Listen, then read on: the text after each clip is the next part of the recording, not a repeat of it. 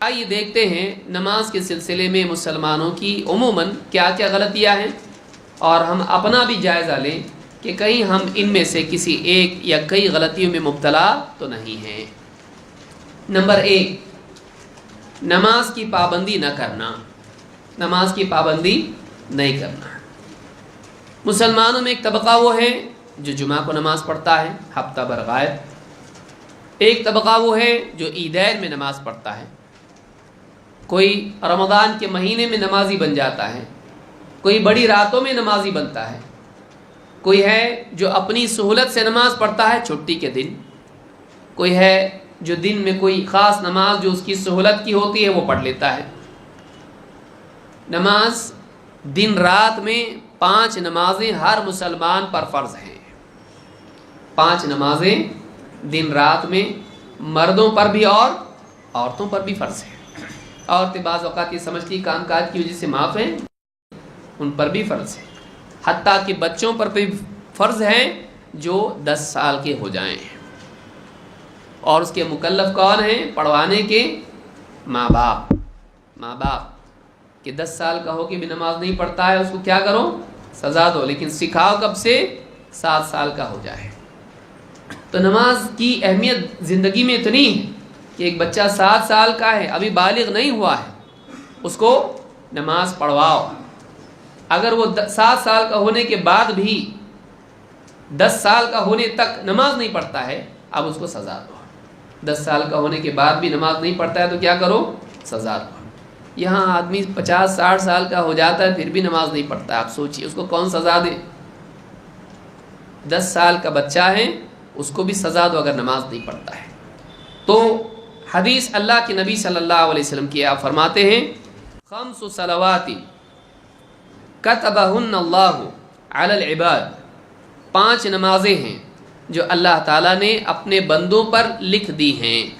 لکھی ہیں کا مطلب فرض کی ہیں۔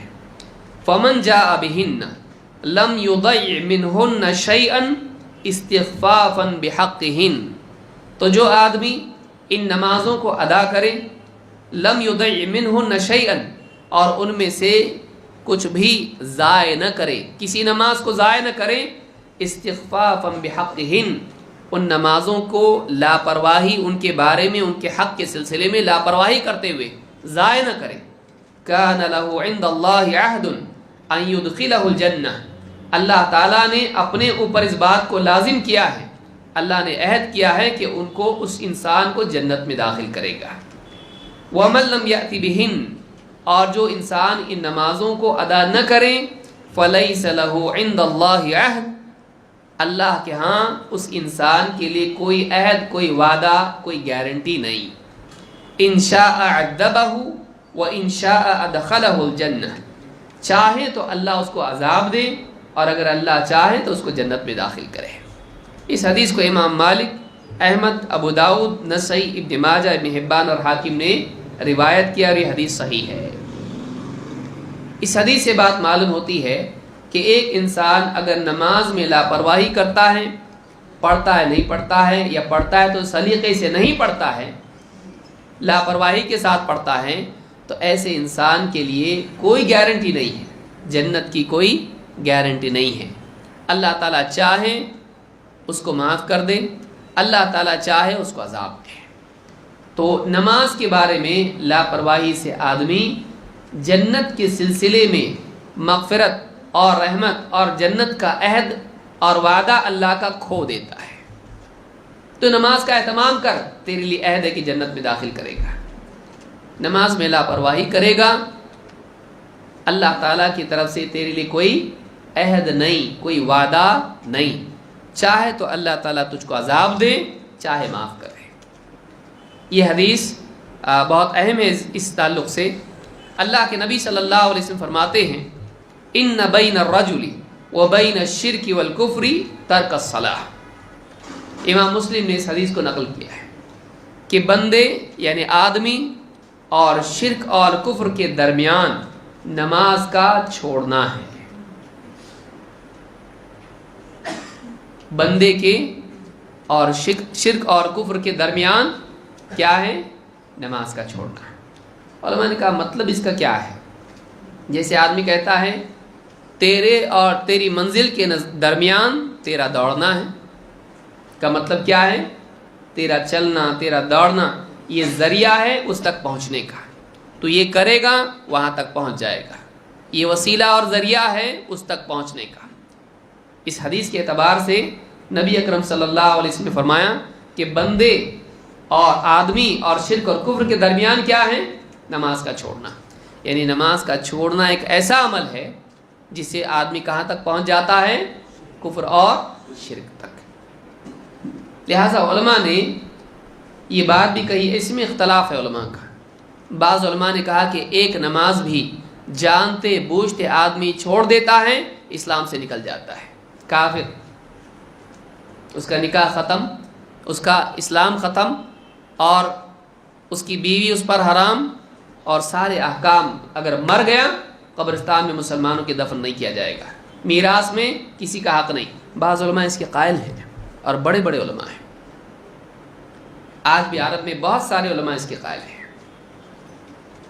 دوسرا قول علماء کا یہ ہے کہ آدمی اسلام سے خارج تو نہیں ہوتا ہے لیکن یہ کفر اور شرک ہے، کیونکہ کفر میں بڑا کفر اور چھوٹا ہے، یہ عملی کفر ہے، اس سے اسلام سے اگرچہ خارج نہیں ہوتا ہے لیکن یہ زنا وغیرہ سے بھی بڑھ کے گناہ ہے، یہ گناہ شراب سے بڑھ کے ہے، یہ بہت سنگین گناہ ہے، اور یہ ایسا گناہ ہے کہ اگر اس کی زندگی میں باقی رہے ممکن ہے اسلام سے خارج ہو جائے،